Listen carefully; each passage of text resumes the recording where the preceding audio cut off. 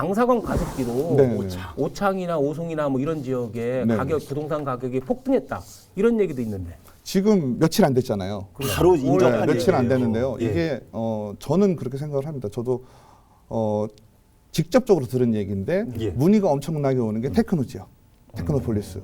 거기 TP. 네. 오창 TP 말씀하시는 거죠? 아니요. 아 저기 여기 청주 청주. 네, 송절동. 예. 아 송절. 왜냐하면 오창에 들어오게 되면 LG로 있고 인접 지역이잖아요. 그러니까 영향을 접근이 받. 가능하다. 적어놔야 되겠다. 청주 TP. 송절동. 그리고요. 그러다 보니까 그쪽에 문의가 어마어마하게 오는데 우리가 저도 실질적으로 봤는데요. 네. 우리가 서울에 투자하시는 분들이 자금이 아주 많으신 분들이 아니고요. 예. 모임같이 아. 버스 타고 온다 못 보셨죠? 저는 봤어요. 얘기만 들었죠. 테크노에서 봤어요. 뉴스 하면서. 근데 실제로 그러니까 실제로 계약을 하신 분들은 아니고 관광차로 왔는데 현장 답사나 그렇죠. 와가지고 설명을 합니다. 쫙 설명을 해요. 한 분이 여기 어떻고 이 주변 지역 설명을 하는데 혹시 다 들어가요. 교수님이 지역 전문가로 초빙 가서 또 이렇게 말씀하신 거 아니에요. 아, 그게 실제로 사실이구나. 네, 제가 이거는 목격한 거니까 아. 말씀을 좀 드릴 수가 있는데 테크노 지역에서 제가 본 적도 있어요. 오래되진 않았지만. 방사강 가속기가 네, 네. 과연 이 하나만으로 네, 네. 이 정도로 지금 그 주변 지역의 아파트 값이 매물을 거둬들이고 가격이 폭등하는 요인이 될 수 있나요? 어떤 다른 복합적인 요인들이 있지 않나요?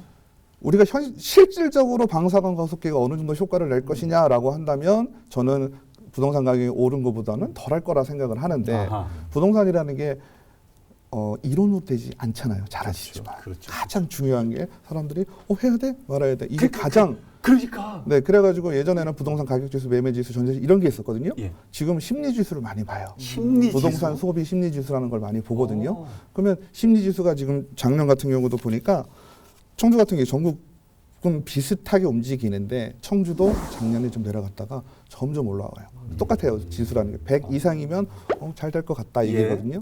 근데 지금 보면 작년부터 뭐 한 3월 때까지 통계를 좀 보면 거의 100 이상으로 괜찮다라고 얘기를 하고 있어요. 청주도요. 많은 분들이 기존에 이제는 바닥이다 이렇게 판단을 하시나 봐요. 그게 이제 좀 올라가는 거죠. 그리고 오. 세종에서도 문의가 많이 왔다고 하더라고요.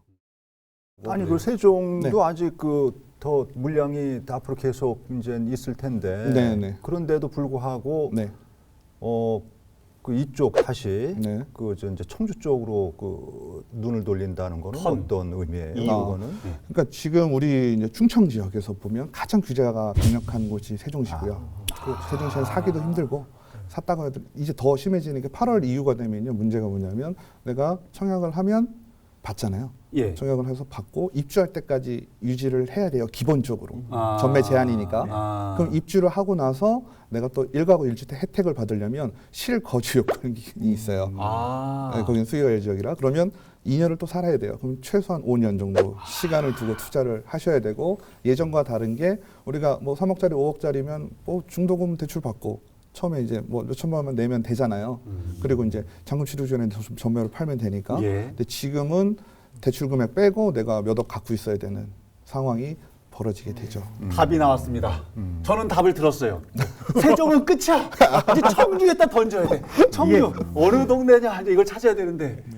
이것이 건설이 돼서 운용이 되기까지 한 6, 7년이 걸리잖아요. 그렇기 때문에 이 발표만으로 아파트 가격이 상승한 거는 그렇게 오래 가지 못할 거라는 예상도 있는데.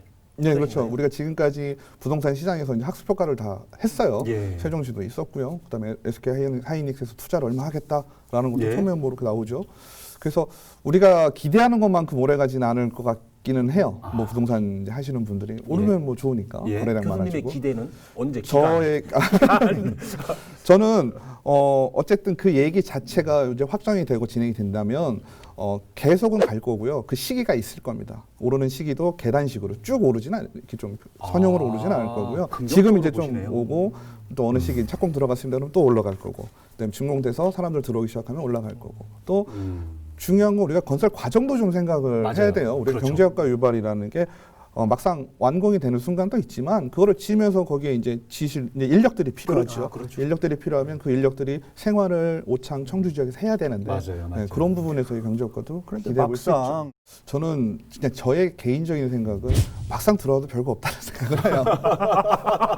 왜 갑자기 또 선회를 아니요. 지금 이 말씀은 제가 이건 왜 그러냐면 우리가 부동산 시장이 움직이는 거를 바라볼 때는 심리적인 요인이 많이 작용한다고 말씀드렸잖아요. 예. 매스컴에서 이렇게 나오고 청주시에서 어떻게 보면 부동산하고 뗄래야 뗄 수 없는 정치적인 부분이잖아요. 예. 그럼 정치적인 부분에서 광고를 할 겁니다. 지자체장의 어떤 의지와 성과니까. 그러다 보면 청주가 가속게 들어왔습니다.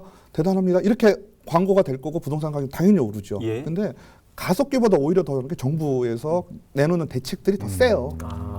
저는 생각하는 게 지금 8월 달에 전매 제한되면 대전에 이제 아파트 못 사요. 예, 그러면 그 전까지 8월 달까지 전매 지금 가격 어마어마하게 오를 거예요.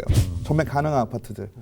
그다음에 청주는 비규제 지역이에요. 완전 여기는 전매 제한이 없죠. 없어요. 완전 대상이 아니죠. 청정 지역이에요. 청정 지역이에요. 청정 지역이라고 표현하시는군요. 네, 이야. 부동산 투자의 청정 지역이에요. 그러다 보니까 기본적인 거 뭐 예를 들면 작은 계약서 제출 요 정도인데 그것도 6억이 있거든요. 그러니까 아파트 6억 넘는 거 아직 없잖아요. 답이 나왔어요. 별로 없잖아요. 그런 분위기 속에 하나의 그렇죠. 하나의 요인이 조금 됐다. 많은 부분을 차지할 수는 있겠죠. 지금 당장은. 근데 이게 기간으로 본다면 이게 뭐 1년, 2년씩 가지는 않을 거예요.